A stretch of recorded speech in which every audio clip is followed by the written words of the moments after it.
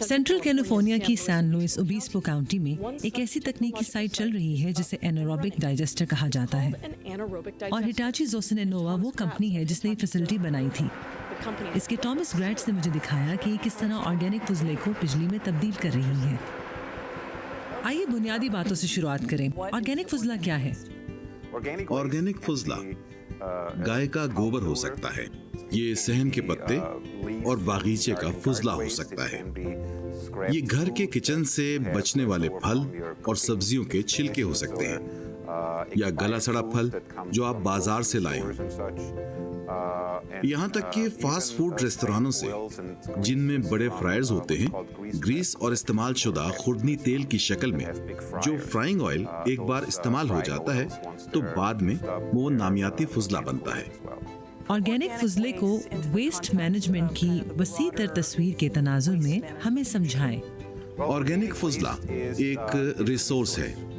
तारीखी तौर पर हमने अपना ऑर्गेनिक फुजला कूड़ेदान में फेंका है, जहां ये लैंडफिल में चला जाता है, जहां हम इसे जमीन में दफन कर देते हैं ताकि ये दोबारा कभी नजर ना आए। इसके साथ मसला ये है कि जब ऑर्गेनिक फुजला गल जाता है तो मैंने उतार चढ़ाव वाले ऑर्गेनिक्स का जिक्र किया था कि ये लैंडफिल में मीथेन गैस पैदा करती है। जब आप इसे गंदगी से ढक देते हैं तो ये एनारोब बन जाता है और उस सूरत में गैर मुस्तहकम नामियात टूटकर मीथेन गैस बन जाती हैं। एनारोब एक बैक्टीरिया है जो बगैर हवा के बढ़ता है और उसे जिंदा रहने के लिए ऑक्सीजन की जरूरत नहीं होती। लैंडफिल्स में ये बैक्टीरिया ज़ेरे जमीन पाया जाता है और नामियाती मादे को मीथेन गैस में तोड़ देता है जो फिजा में खारिज होती है। लेकिन अगर नामियाती फुजले को लैंडफिल में दबाने के बजाय कहीं और जखीरा किया जाए और मीथेन को पकड़कर उसका मुस्बित इस्तेमाल किया जाए तो क्या होगा?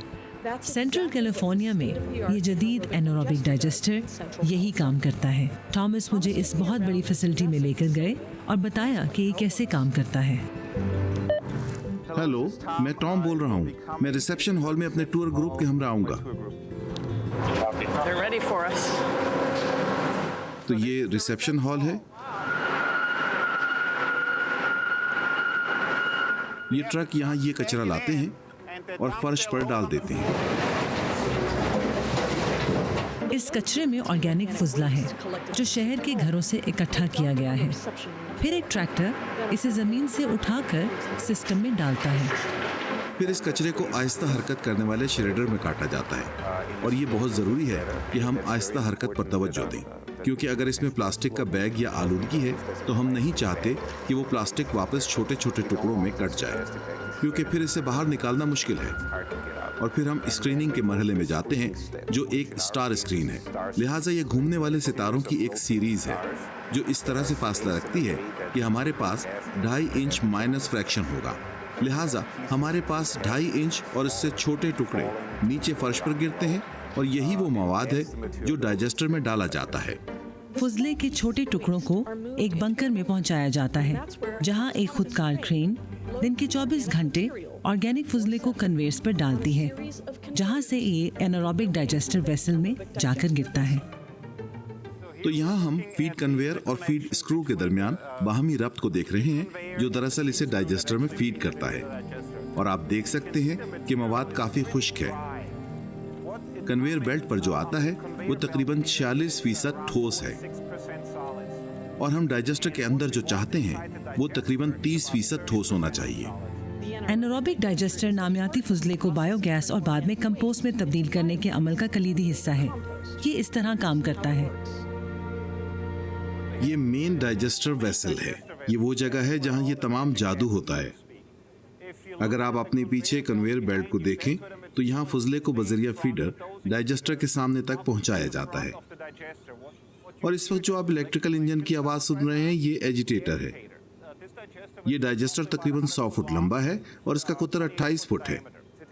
इस पर पैडल है। ये बहुत आहिस्ता से इसे घुमाते हुए अंदर मौजूद मवाद को मिला देता है। चलिए यहाँ डाइजेस्टर के अंदर चलते हैं। आ जाएं। ये थोड़ा गर्म है। डाइजेस्टर टैंक के अंदर प्रोसेस्ड ऑर्गेनिक फुजला है जिसके अंदर एक खास किस्म का बैक्टीरिया है। ये डाइजेस्टर टैंक के नीचे का हिस्सा है। अभी इस जगह आप डाइजेस्टर की इंसुलेशन देख रहे हैं। इसका टेम्परेचर 131 डिग्री है। अगर आप इसके पाइप्स को छुएं तो वो गर्म है, क्योंकि इनमें गर्म पानी गर्दिश कर रहा है। और आपने कहा ये मुसलसल 24 घंटे काम कर रहा है। जी हाँ, मुसलसल बायोगैस बना रहा है। हम इस अमल को बंद नहीं कर सकते, यहाँ तक कि अगर हमने इसमें आज फजला डालना बंद कर दिया तो ये हफ्तों तक गैस बनाएगा। हम इसे 14 दिन के प्रोसेस से गुजारते हैं। ये एक आला ठोस एनारोबिक डाइजेशन अमल है और इस दौरान 14 दिन तक टैंक में हम ऑर्गेनिक मादे को इस तरह तोड़ते हैं कि हमें वो तमाम गैसें मिल जाती हैं जो मुमकिन तौर पर बाहर निकल सकती हैं। पिछले सिरे से जो निकलता है वो दो चीजें हैं, बायोगैस, फिर हमारे पास कंपोस्ट है। ये एजिटेटर की मेन मोटर है जिसके बारे में मैं बात कर रहा था। ये तमाम मवाद को मिलाती है। ये बहुत आहिस्ता 1 आरपीएम की रफ्तार से घूम रहा है। ये अभी एक तरफ घूम रहा है, ये 1 मिनट में बंद हो जाएगा, फिर दूसरी तरफ घूमेगा। जो मवाद इसमें मौजूद है वो कितना गाढ़ा है? आप इसका मुआवजा किससे करेंगे? ये तकरीबन 30% ठोस मवाद है, जो कि घास के गट्ठे की तरह नहीं है, दलिये की तरह है, बहुत ज्यादा रेशेदार दलिया। टॉमस मुझे टैंक के बिल्कुल ऊपर ले गए, जिसमें वो तमाम ऑर्गेनिक मवाद मौजूद है जो गैस में तब्दील हो रहा है। और फिर यहाँ हम असल में डाइजेस्टर के अंदर का नज़ारा देख सकते हैं। मैं ये टॉर्च लेकर आया हूँ। अगर आप यहाँ बाएं जानिब इस पोर्ट होल पर जा रहे हैं और जितना करीब हो सके हो जाएं और अंदर देखें। मैं यहाँ पर रोशनी डालने की कोशिश करूँगा। Oh, I see it. Wow. And can you see the digestate? Yes. And the big और उस बड़े पाइप को जी, और वहाँ जो बड़ा पाइप है वो हीटिंग पाइप है मुझे नजर आ रहा है। और पैडल मिक्सर है। जी, अब वो रुक रहे हैं और अगर आप बहुत करीब से देखें तो आप बुलबुले देख सकते हैं। मैं इसका जिक्र करने जा रही थी। तो वो गैस के बुलबुले हैं। दुरुस्त। तो यही आप चाहते हैं। और तकरीबन 30 सेकंड में ये दोबारा शुरू हो जाएगा और दूसरी तरफ घूमेगा। That's the magic stuff. That's where the magic happens. यहाँ बायोगैस बनती है। जब ये डाइजेस्टर से निकलती है तो फिल्टर होती है और बुखारात निकाल दिए जाते हैं। तमाम नमी निकालने के बाद दोबारा डाइजेस्टर में पंप की जाती है। अब मेरी बायोगैस इंजन में इस्तेमाल के लिए तैयार है। दिलचस्प बात यह है कि ये सारा अमल वाकई कितना सर्कुलर है। इससे हासिल होने वाले मवाद के साथ आप बुनियादी तौर पर पूरा अमल चलाने के काबिल हो जाते हैं। हाँ बिल्कुल, हम जो तवानाई पैदा करते हैं उसका तकरीबन 20% हम अपने प्रोसेस को चलाने के लिए इस्तेमाल करते हैं। आखिर में हमें वो बायोगैस मिलती है जो इस बड़े V12 इंटरनल कंबस्शन इंजन को चलाए रखती है। So you ready for some noise? I'm ready for it. Okay.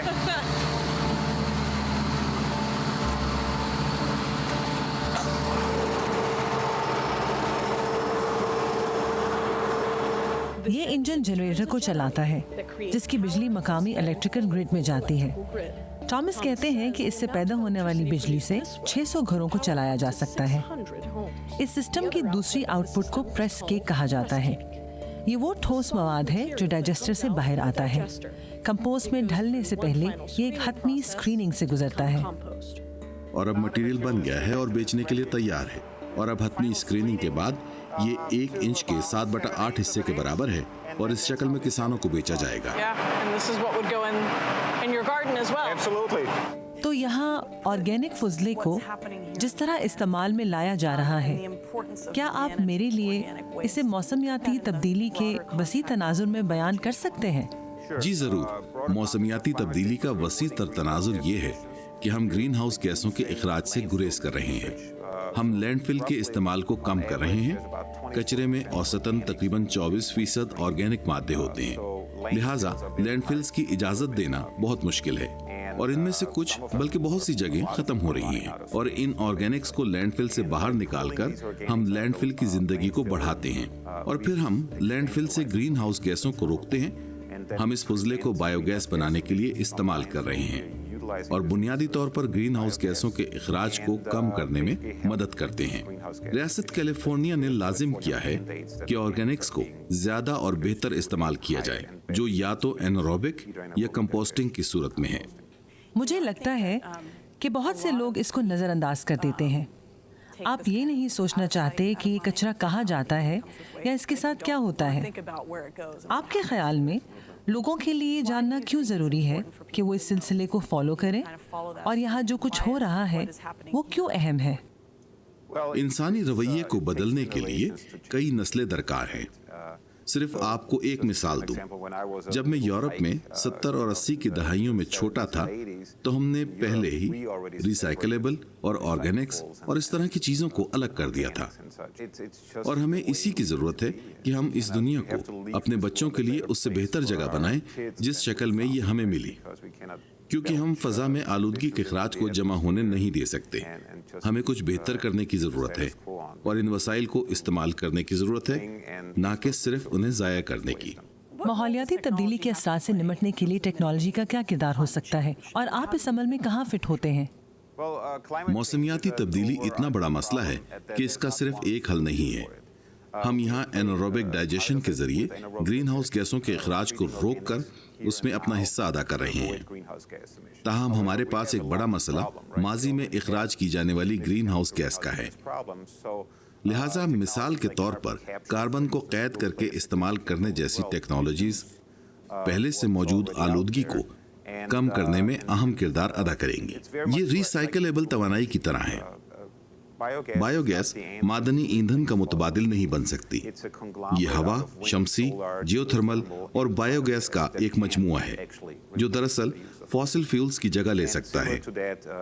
और इसी तरह कार्बन को कैद करना और बायोगैस ऐसी टेक्नोलॉजीज हैं जो मुमकिना तौर पर ग्रीन हाउस गैसों के अखराज को कम कर सकती हैं।